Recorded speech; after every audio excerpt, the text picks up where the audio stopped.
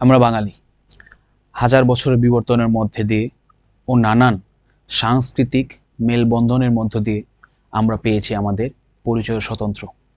এই দীর্ঘ ইতিহাস সংগ্রাম ও ঐতিহ্যের যাত্রার মধ্য দিয়ে আমরা পেয়েছি আমাদের নিজস্ব ভাষা, সাহিত্য ও সংস্কৃতি। সুপ্রিয় শিক্ষার্থীরা, আজকে তোমাদের সামনে আমি আলোচনা করব আমাদের বাঙালি জাতির ইতিহাস সম্পর্কে। তোমাদের অ্যাডমিশনের জন্য এটা খুব গুরুত্বপূর্ণ একটা টপিক। চলো তো আমরা শুরু করি তাহলে। হ্যাঁ, দেখো, শুরুতেই আমি আমার পরিচয়টা দিয়ে নিই। আমি তোমাদের প্রিয় সানি ভাইয়া, পড়াশোনা করছি ঢাকা বিশ্ববিদ্যালয়ের অপরাধ বিজ্ঞান বিভাগে। চলো আমরা তাহলে সামনে আগে। দেখো, তো আমি যখনই আমাদের বাঙালি জাতির উৎপত্তির কথা বলবো তোমাদেরকে, তখনই আসবে যে আমরা যে জাতিটা আছি, আমরা একটা সংকর জাতি। সংকর জাতি মানে কি? যে জাতিটা অনেকগুলো জাতির সংমিশ্রণে তৈরি হয়েছে। বুঝতে পারছো? এই প্রশ্নটা আমি তোমাদেরকে সবার শেষে আলোচনা করবো, যেহেতু এটা খ নাম্বার অনেক সময় আসে বা অনেক সময় ভাইবা বা বিভিন্ন জিনিসে কাজে লাগে। তো আজকে বাঙালি জাতির উৎপত্তির কথা চিন্তা করতে গেলে আরো অনেকগুলো জাতির কথা আসবে, যে জাতিগুলোকে আমরা ডিটেইলে জানবো। ওকে, দেখো, প্রথমেই দেখো আমাদের যে বাঙালি জাতির যে উৎপত্তিটা হয়েছে, এইটা অনেকগুলা জাতি এবং জনগোষ্ঠীর দীর্ঘ সময় ধরে আসা, দীর্ঘ সময় ধরে আসা তাদের এবং বসবাস ও মিলনের ফলে এটি কি হয়েছে? তৈরি হয়েছে। কে যে দেখো, বহুজাতি ও সংস্কৃতি সমন্বিত রূপ। বুঝতে পারছো? মানে একত্রিত রূপ। তো এইখানে কি কি জাতি ছিল, এই জাতিগুলো কেন আসছিল, এবং এই জাতিগুলোর বর্তমানে অস্তিত্ব আছে কিনা, আর আমরা কিভাবে আসছি, সবকিছু নিয়ে আমরা আলোচনা করব। দেখো, প্রথমে আমরা আমাদের বাঙালি জাতিকে আমরা দুইটা ভাগে ভাগ করে নিব। কয়টা ভাগে ভাগ করে নিব? আমরা আমাদের বাঙালি জাতিকে প্রথমে দুইটা ভাগে ভাগ করে নিব।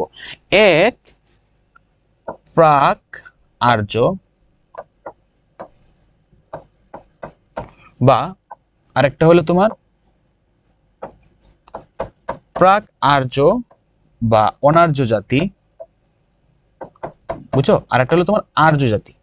তো আর্য কারা আর প্রাক অনার্য বা আর্য কারা, এটা নিয়ে আমরা আলোচনা করি। দেখো, প্রথমে আমরা আর্য নিয়ে করে ফেলি, যেহেতু এটা আমাদের জন্য খুব বেশি একটা ইম্পর্টেন্ট না। আর্য জাতি হলো মোটামুটি আমাদের যে মিডল ইস্টের যে কান্ট্রিগুলো আছে, ঠিক আছে, যেখানে তাদের মেইন ভাষা আরবি, এবং ইরান, ইরাক, মেসোপটেমিয়া যে সভ্যতাগুলো ছিল, ওই এলাকার ভাষাগুলো মানুষগুলো ছিল মনলি আর্য জনগোষ্ঠীভুক্ত। আরবি, তুর্কি, ইরানি, হাবশি, আফগানিস্তান, মুঘল, তারা মূলত ছিল কি? আর্য জনগোষ্ঠী। এবং অনার্য বা প্রাক আর্য জনগোষ্ঠী বলতে বোঝানো হয় যাদের থেকে সরাসরি আমাদের জাতিটা আসছে। তারা কারা কারা? দেখো, তারা মূলত হলো নেগ্রিটো, অস্ট্রিক, দ্রাবিড় এবং ভুরচনীয় বা মঙ্গোলীয়। এবং এই যে দেখো, নেগ্রিটো বলতে বোঝানো হয় নর্মাল কালো বা ব্ল্যাক যে জনগোষ্ঠীটা আছে তাদের। ভুরচনীয় বা মঙ্গোলীয় বলতে বোঝানো হয় আমাদের চায়না, ঠিক আছে, বা ভুটান, নেপাল, এখানে যে কান্ট্রিগুলো আছে তাদের মিলিত যেই এটা আছে, মানে চেহারাধারী যে মানুষগুলো আছে, তাদের সংস্কৃতিগুলো আমাদের আছে। কোথায় আছে? যেমন ধরো তোমার আমাদের পাহাড়, ঠিক আছে, গারো, তারপর বুদ্ধিস্ট যারা আছে তারা মূলত এই ভুরচনী বা মঙ্গোলিয়া থেকে। অস্ট্রিক, এই জাতিটা থেকে মোটামুটি আমাদের প্রধান জাতিসত্তাটা গড়ে উঠেছে। আমরা মূলত অস্ট্রিক জাতি থেকে আসছি। দ্রাবিড় হলো আরেকটা জাতি। পরবর্তীতে আমি তোমাদেরকে একটি ছবি দেখাবো, এই ছবি দেখলে তোমাদের মোটামুটি সবকিছু ক্লিয়ার হয়ে যাবে। বুঝতে পারছো? চলো আমরা তাহলে ছবিটা দেখি। দেখো, এই যে এখানে মূলত নেগ্রোয়েড, আচ্ছা এখানে বানান ভুল থাকতে পারে, আমি খুব তাড়াহুড়া করে করছি, বানানটা তোমরা বুঝে নিও। দেখো, এখানে নেগ্রোয়েড বলতে এখানে আমরা যে মানুষটাকে দেখতে পারতেছি, এটা এরকম একটা ধারণায় ছিল, তারা গড়ে উঠছে আর কি। এখানে মানুষদের চেহারা থাকবে কালো, চুলগুলো থাকবে কোকড়ানো, এবং তারা আচ্ছা উচ্চতাতে অনেক সময় খাটো হতে পারে, অনেক সময় লম্বাও হতে পারে, ঠিক আছে। এবং তাদের দৈহিক গঠনটা হলো তোমার অনেকটা কি শ্যাম বর্ণের বা কালো বর্ণের। তাদের চোখগুলো একদম গোল গোল এবং চোখও তোমার কি অনেকটা কালো হয়, ঠিক আছে। তারপরে দেখো অস্ট্রিকটার মাঝে তুমি মোটামুটি এখানে দেখো, এখানে যেরকম দেখো, এখানে যেরকম তোমার এই যে কালো আছে, ফর্সাও আছে, বুটচনেদের মধ্যে আছে, মানে এখানে দেখবে যে সব ধরনের মানুষ তোমরা এখানে পেয়ে যাবা। এই জন্যই বলা হয় কি অস্ট্রিক থেকে মোটামুটি আমাদের প্রধান জাতিটা গড়ে উঠেছে। এরপরে দেখো যে দ্রাবিড় জাতি গোষ্ঠীটা আছে, এই জাতি গোষ্ঠীটাও মোটামুটি তোমার এই যে আমাদের এখানে অবস্থিত ছিল। এখানে যদি আমরা চেহারা অনুযায়ী চিন্তা ভাবনা করি, তাহলে দেখবা যে এই জাতিগোষ্ঠীটা দেখো, এই যে গোফ থাকাটা, এটা দেখবা যে আমাদের হিন্দু যে সমাজটা আছে এই সমাজটার ভিতরে দেখবা যে অনেকটা ইয়ে আছে। তারপরে এই যে ঈশ্বরচন্দ্র বিদ্যাসাগর দেখবা যে এরকম তার চেহারাটা ছিল, কপালে চুল ছিল না, তারপরে মাথা তারা ডেকে রাখতো। জাস্ট আমি আমার মতো করে বুঝাচ্ছি আর কি, এরকমটা আমার কিন্তু পরীক্ষায় না। এই যে দেখো ভোট চিহ্ন বা মঙ্গল দেখো, এই দেখো চেঙ্গিস খানের মতো এই লোকটাকে দেখা যাচ্ছে। এরপরে দেখো আধুনিক যে বর্তমানে যে ভুটান, চায়না, তারপরে তাইওয়ান যে কান্ট্রিগুলো আছে, থাইল্যান্ড, তাদের চেহারার সাথে দেখো যে এই চেহারাটা অনেকটা মিল আছে। আমাদের যেমন পার্বত্য চট্টগ্রামের দেখো চাকমা, গারো, গারো অবশ্য পার্বত্য চট্টগ্রামে না, তারপর মারমা যারা আছে দেখো যে তাদের চেহারাটা অনেকটা এই বর্চনী বা মঙ্গোলিয়াদের মতো। ঠিক আছে, দেখো আমরা যদি এইভাবে চিন্তা করি তাহলে দেখবো যে আমাদের ব্যাপারটা খুব সোজা হয়ে যায়। চলো আমরা সমগ্র বাংলাদেশটাকে দেখো, আমরা সমগ্র বাংলাদেশটাকে আমরা 4টা ভাগে, আমরা একটা ধরো এটা আমাদের আমাদের বাংলাদেশ, ঠিক আছে, বাংলাদেশকে আমি 4টা ভাগে ভাগ করছি, আমি মানচিত্র না আগে জাস্ট 4টা ভাগে ভাগ করছি। এইদিকে যদি তুমি সিলেট রিজিয়নটা দাও, ঠিক আছে, সিলেট রিজন বলতে আমি এখানে সিলেট, কিশোরগঞ্জ, সুনামগঞ্জ, ময়মনসিংহ এই অংশগুলো আলোচনা করছি, ঢাকার ওইদিকে। এইদিকে যদি তুমি চিটাগং আর দাও, ঠিক আছে, এইদিকে যদি তুমি চিটাগংটা দাও বা চট্টগ্রাম দাও, এরপরে চট্টগ্রামের পাশাপাশি এনে বান্দরবান, খাগড়াছড়ি, রাঙামাটি এগুলো যদি তুমি অ্যাড করো, এইদিকে যদি তুমি নোয়াখালী, তারপর হলো তোমার ভোলা, তারপর তোমার সাতক্ষীরা, পটুয়াখালী, পটুয়াখালী, এখানে তুমি দিনাজপুর, রাজশাহী, রংপুর, বগুড়া, এইভাবে যদি তুমি ভাগ করো তাহলে দেখবে যে বাংলাদেশের যে জনগোষ্ঠী আছে না, ক্ষুদ্র নৃগোষ্ঠীগুলো আছে, দেখবো যে অনেকে এখানে ছড়ায় আছে। এখানে দেখবো যে অনেক মণিপুরি, রাখাইন, সিলেটের দিকে আছে, ঠিক আছে। এরপরে দেখো এখানে তোমার পার্বত্য চট্টগ্রামে তো তোমার মোটামুটি পুরোটাই আদিবাসীদের। এখানে তোমার চাকমা থাকে, চাকমা আছে, তারপরে মারমা আছে, তারপর রাখাইন আছে, তারপর তোমার এই যে আদিবাসীর মোটামুটি কি পার্বত্য রিজনটাতেই বেশি। তারপর এইদিকে তুমি আসো সাতক্ষীরার, দেখবা যে তোমার এই যে পটুয়াখালী, বরগুনার দেখবে যে রাখাইন যারা আছে, যারা সমতলে বাস করে। তারপর এখানে তুমি দেখবা যে সাঁওতাল আছে, তারপর ভিল, মুন্ডা যারা আছে তারা বাংলাদেশের এই পার্টটাতে আছে। তো এইভাবে তুমি চিন্তা করলে দেখো যে বর্তমানে স্টিল এখন পর্যন্ত আমাদের এই যে বাংলাদেশে দেখবা যে অনেক ধরনের মানুষ আছে যাদের দৈহিক গঠন, তাদের আলাদা সংস্কৃতি, তাদের ইতিহাস সবকিছুই আলাদা। বুঝতে পারছো? এখান থেকেও কিন্তু আমরা বুঝতে পারি যে আমরা বাঙালি জাতিরা কি একটা সংকর জাতি। দেখো ওটা ডিটেলে আসবো, এখন তোমরা দেখো পরবর্তীতে আমরা আলোচনা করি। দেখো প্রথমে আমরা আলোচনা করব নেগ্রিটো জাতিটাতে বা নিগ্রুয়ের জাতিটা নিয়ে। মূলত তাদের উৎপত্তিটা হয়েছে আফ্রিকা অঞ্চল, যেটা আছে না, আফ্রিকাতে মোটামুটি নেগ্রিটো যে এটা আছে জাতিটা আফ্রিকা রিজিয়ন থেকে আসছে। বুঝতে পারছো? এরা মোটামুটি দেখো অনেকটা ছোট আকৃতির এবং কৃষ্ণবর্ণের জাতি, কৃষ্ণবর্ণের মানে বা কালো বর্ণের জাতি আর কি। ঠিক আছে, ওরা আদি বাসিন্দা। বাংলাদেশে মোটামুটি প্রথম দিকে যারা বসবাস করতো তারাই ছিল মোটামুটি অনেকটাই আফ্রিকান যে। এরপরে দেখো বর্তমানে তাদের অস্তিত্ব নাই বললে চলে, বলতে দেখো আফ্রিকানদের দৈহিক গঠন এবং বাঙালিদের দৈহিক, বাঙালি অনেক মানুষ যারা আছে তাদের মানে দৈহিক গঠন শ্যাম বর্ণের, যেমন আমি, তারপর দেখবা যে আমাদের সাব্বির ভাই শুরু করে দেখবা যে আমরা অনেকেই এই শ্যাম বর্ণের, কিন্তু আমাদেরকে দেখবো যে পুরোপুরি আফ্রিকার মতো মিলাতে পারবে না, কারণ দেখো তাদের চুলগুলো হয় কোকড়া, আমাদের চুলগুলো কিন্তু কোকড়া না। এই যে জাতিগত যে বৈষম্যগুলো এগুলো ক্রিয়েট হয়ে যায়। এরপরে দেখা যায় অস্ট্রিক জাতি, এই যে অস্ট্রিক জাতিটাই আমাদের মোটামুটি অনেক অনেক বেশি ইম্পর্টেন্ট। বুঝতে পারছো? কারণ এই জাতিটা থেকে মোটামুটি আমাদের প্রাচীন অংশটা কি করছে, গঠিত হয়েছে। দেখো মোটামুটি এরা দক্ষিণ ভারতের অধিবাসী। এরা দক্ষিণ ভারত বলতে বাংলাদেশে মানে কি বুঝে, দেখো আমরা আমরা যারা মুভি লাভার আছি, ঠিক আছে, আমরা যারা মুভি লাভার আছি তারা দেখবো যে মোটামুটি আমরা সাউথ ইন্ডিয়ান মুভি বলতে আমরা খুব বেশি কমফোর্টেবল। সাউথ ইন্ডিয়ান মুভি প্রচুর পরিমাণে দেখি। তো সাউথ ইন্ডিয়ান মুভির মধ্যে সাউথ ইন্ডিয়ান পার্টগুলোর মাঝে কি কি আছে, তামিলনাড়ু আছে, তারপর দেখো তোমার এই যে কেরালা আছে, তেলুগু পার্ট আছে, তারপর মালায়ালাম পার্ট আছে, তারপর তোমার এই যে কি পার্ট আছে, যেমন ধরো তোমার এই যে কান্নাডা পার্ট আছে, ঠিক আছে, কন্নড় আর কি, ঠিক আছে। এখানে তোমার এই যে পার্টগুলো আছে না, এখানে দেখবে যে মোটামুটি আমি মুভি ইন্ডাস্ট্রির নাম বলে বলছি, কিন্তু সবগুলো দেখবে যে মোটামুটি তামিলটা আছে তোমার চেন্নাই, মালায়ালাম আছে কেরালাতে, কেরালা এখানে লিখছি, তারপর তেলেগুটা তোমার হায়দ্রাবাদ, তারপর কান্নাডা হলো তোমার যে এই পুনে যে অঞ্চলগুলো আছে এটা। তো এই যে সাউথ ইন্ডিয়ান যে পার্টটা আছে, এখানে পার্টের মানুষের সাথে তুমি আমাদের দেশের মানুষকে মিলাও, তুমি দেখো যে এখানে দেখবে যে একদম কালো নায়ক আছে বা কালো বর্ণের মানুষও আছে, একদম একদম ফর্সা নায়ক আছে বা ফর্সা বর্ণের মানুষ আছে। সেম ভাবে বাংলাদেশে দেখবো যে একদম দুধের মতো সাদা নায়িকাও আছে বা মানুষও আছে, বাংলাদেশে দেখবো যে আবার অনেক কালো বর্ণের মানুষও আছে। তো এই জন্যই বলে যে সাউথ ইন্ডিয়ান মানুষদের সাথে আমাদের কি আছে, মোটামুটি চেহারা বা অনেক সংস্কৃতির অনেক কিছু আমাদের কি মিল আছে। ঠিক আছে, এরপরে দেখো মোটামুটি 5000 বছর পরে এরা মোটামুটি 5000 বছর পূর্বে পূর্ব ভারতে থেকে বাংলাদেশে এসে তাদের কি করছিল, তারা মোটামুটি তাদের একটা গড়ে তুলছিল, কি বলতো, তাদের একটা বসতি গড়ে তুলছিল।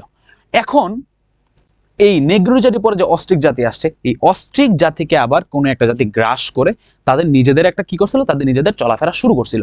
তারা কারা দেখো, দেখো এই যে দ্রাবিড় জাতি, মোটামুটি এই জাতিটা মোটামুটি আসছে অস্ট্রিকদের পরে, এবং তারা ছিল সভ্যতা, সংস্কৃতি এবং সবকিছুতে অস্ট্রিকদের চেয়ে আধুনিক, বা সবকিছু অস্ট্রিকদের চেয়ে মোটামুটি একটু এগিয়ে ছিল। তো তারা কি করছে, এই অস্ট্রিকদেরকে দমন করছে, যুদ্ধ করে দমন করছে। এখন প্রশ্নটা আসে যে যুদ্ধ কেন করা লাগছে। দেখো প্রাচীনকালে, তৎকালীন সময়ে, প্রাচীনকালে দেখবা যে বর্তমান সময়ে আমরা দেখো আমাদের বিশ্বযুদ্ধগুলো হচ্ছে, এক দেশের সাথে আরেক দেশে কূটনীতি খারাপ হয়ে যাচ্ছে, ইউএসএ ভার্সেস রাশিয়া হচ্ছে, রাশিয়া ইউক্রেন যুদ্ধ হচ্ছে, তারপর পৃথিবীতে যে অর্থনীতিগুলো আছে, চায়না কিভাবে সবাইকে ডমিনেট করার চেষ্টা করতেছে, আমেরিকা চায় পৃথিবীকে ডমিনেট করে রাখতে, জাতিসংঘ তারা পুরোটাই তাদের কন্ট্রোলে। এই যে যুদ্ধগুলো হচ্ছে না, এখন তারা দেখবে যে ঘোড়া সহ সোয়ার করে, তারপর তোমার এক রাজ্য থেকে আরেক রাজ্য বা এক দেশ থেকে আরেক দেশে তারা কি করতে পারে না, আক্রমণ করতে পারতেছে না। কিন্তু তৎকালীন সময় কি হইতো, তৎকালীন সময় যে প্রাচীন যে মানুষগুলা ছিল, প্রাচীন মানুষগুলার একটা বড় একটা নেশা ছিল তোমার রাজ্য বিজয়। ঠিক আছে, রাজ্য বিজয়। তারা কি করতো জানো, তারা কি করতো, তাদের যে যে সেনা সামন্ত যারা আছে তাদেরকে নিয়ে তারা কি করতো, রাস্তায় বেরিয়ে পড়তো যে পথির মধ্যে যে রাজ্য পাইতো তাদেরকে গিয়ে অফার করতো যে আমি তোমাদের রাজ্য দখল করতে আসছি, আমার ইয়ে মেনে নাও। তাহলে কোনো যুদ্ধ হইতো না। কিন্তু তারা দেখবা যে মানে অনেকে মানতো না, তারপর এখানে যুদ্ধ হইতো, যুদ্ধ যদি হারতো তাহলে দেখা গেছে যে আবার চলে আসতো। আবার যদি যুদ্ধে জিততো তাহলে ওই রাজ্যে মোটামুটি তাদের একজন প্রশাসনিক কর্মকর্তা দিয়ে সে আবার রাজ্যে বেরোতো। যেমন আলেকজান্ডার দি গ্রেট, তারপর বিখ্যাত অনেক রাজা বাচ্চারা যারা আছে তারা দেখবে যে একটার পর একটা রাজ্য জয় করতেই থাকতো। সেম ভাবে এই যে জাতিগুলো আছে, এই জাতিগুলো তাদের যে বসবাস স্থল, তারা এক জায়গায় সীমাবদ্ধ থাকতো না, তারা বেটার মানে বেটার একটা বসবাসের জন্য তারা কি করতো, জায়গা চেঞ্জ করতো। বুঝতে পারছো? তো তাদের তো তৎকালীন সময় অনেক উন্নত প্রযুক্তি ছিল না। তো তাদের যেহেতু প্রযুক্তি ছিল না, এই জন্য তারা কি করতো, জায়গা চেঞ্জ করতো ঘন ঘন। তো জায়গা চেঞ্জ করার ক্ষেত্রে গিয়ে তারা অনেক সময় অনেকগুলো দেশ ইয়ে করতো, কি বলে, আক্রমণ করতো, ওইখানে দেশ তারপর সংস্কৃতি গড়ে উঠতো। বুঝতে পারছো? এভাবে তারা মোটামুটি কি ইন্টারচেঞ্জটা তাদের মাঝে আসছে। তারপরে দেখো মঙ্গোলিয়েটটা বললাম, মঙ্গোলিয়েট বলতে বোঝানো হয় কারা, দেখো তোমার যে ভোট চীনে যে কান্ট্রিগুলো আছে, যেমন চীন, ভুটান, নেপাল, তাইওয়ান, থাইল্যান্ড, যে কান্ট্রিগুলো তাদের মতো। দেখো তারা পূর্ব এশিয়া থেকে আসছে। বুঝতে পারছো? তোমার যে আমরা যখন তোমার যে আসিয়ানের কথা বলি তখন দেখবো যে পূর্ব এশিয়ান কান্ট্রিগুলো। এরপরে দেখা যায় প্রাচীন দেহেরও ভিন্নতা নেই, দেখো চেহারা গঠন দেহ ভিন্নতা নেই। দেখো আমরা যখন কোনো একটা চায়নার একটা মানুষ দেখবো, চায়না ভার্সেস বাংলাদেশ, দেখো সর্বপ্রথম চায়নার সাথে বাংলাদেশের যে যে পার্থক্যগুলো কি দেখা যাবে, দেখো সর্বপ্রথম দেখা যাবে যে গঠনে, দেখবো যে চায়নাদের সাথে, ঠিক আছে, গঠনে আমাদের একটা পার্থক্য দেওয়া। তারা কি গঠনে ছোট, তারা গঠনে ছোট, ঠিক আছে, তারা গঠনে ছোট। তারপর হলো তোমার এই যে কি বলবো, বাঙালিদেরকে দেখো তারা গঠনে বড় যেমন আছে, ছোট আছে এবং মিডিয়াম সাইজ, সবকিছু মিলেই আছে। তারপরে দেখো তাদের যে তাদের যে বর্ণ বা রেস, ঠিক আছে, তারা দেখো যে তারা একেবারেই ফর্সা বা সাদা, ঠিক আছে, বা হোয়াইট। আর আমাদের এখানে যে বলতে মিক্সড, আমাদের এখানে দেখো যে বাংলাদেশে দেখো যে মোটামুটি সবই আছে, মিক্সড আছে। এরপরে দেখবো যে তাদের চোখ, ঠিক আছে, তাদের চোখ দেখো, তাদের চোখ একদম ছোট, ঠিক আছে। আর বর্ণ আমাদের দেখে যে এখানে একদম মিক্সড, আমাদের এখানে যেমন বড় ধরনের চোখও আছে এবং দেখা যায় ছোট ধরনের চোখও আছে। এই যে চিন্তা করা, এই জন্যই বলছে যে এখানে তারা চেহারা ও গঠনে কি করছে, মোটামুটি তারা প্রথমে আমাদের ভিন্নতাটা আনছে। তারপর চলে আসো আর্য জাতি। আর্য জাতি নিয়ে তোমাদেরকে কি বলছি যে মিডল ইস্টের যে কান্ট্রিগুলো আছে, যেমন সৌদি আরব, ইরাক, ইরানে যে কান্ট্রিগুলো আছে, এই কান্ট্রিগুলো থেকে মানুষ যখন যারা আসছে রাজ্য বিজয় করার জন্যই বলো বা তাদের বাণিজ্য করার জন্যই বলো, ঠিক আছে, তাদের আয়সা এক জায়গাতে তারা কি করে, তোমার এই যে আমাদের সংস্কৃতিতে তাদের একটা মেলবন্ধন হয়।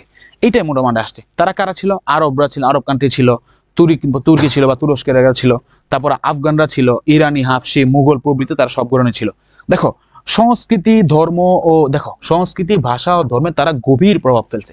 জাস্ট একটা জিনিস তোমরা চিন্তা করো যে আমরা বাঙালি যে সংস্কৃতিতে আছে, আমাদের সংস্কৃতিতে বিদেশি ভাষা আছে না, অনেক প্রচুর পরিমাণে আমাদের সংস্কৃতিতে প্রচুর পরিমাণে বিদেশি ভাষা আছে না। দেখো বাংলা সেকেন্ড পেপার যারা পড়ো তারা দেখবা যে মোটামুটি এখানে দেখবা যে তোমার পর্তুগিজ, আরবি, ফার্সি, ঠিক আছে, বিদেশি যে ভাষাগুলো আছে না, পর্তুগিজ, অ্যারাবিক, ফ্রেঞ্চ, তারপর তোমার যে ফার্সি যে ভাষাগুলো আছে না, এই সবগুলো ভাষা কিন্তু বিদেশি। তো এই ভাষাগুলো কিভাবে আসছে, এই ভাষাগুলো আমাদের এখানে কিভাবে আসছে, সভ্যতা সংস্কৃতি না।